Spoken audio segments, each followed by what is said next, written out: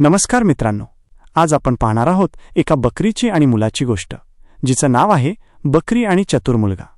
एका लहानशा गावात राहुल नावाचा चतुर आणि धाडसी मुलगा राहत होता. त्याच्या कुटुंबाकडे एक लाडकी बकरी होती.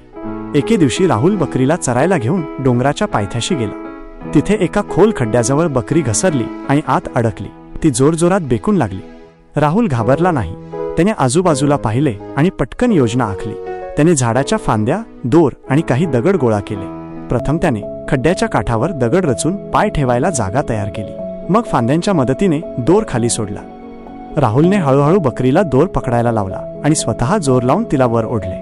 थोड्या प्रयत्नानंतर बकरी सुरक्षित बाहेर आली. गावकरी ते दृश्य पाहून थक्क झाले. त्यांनी राहुलचे कौतुक केले.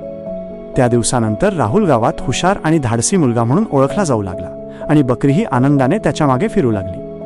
शिकवण: धाडस आणि हुशारी एकत्र असली तर कोणतीही अडचण सुटते. गोष्ट आवडल्यास व्हिडिओला लाईक करा आणि चॅनेलला सबस्क्राईब करा.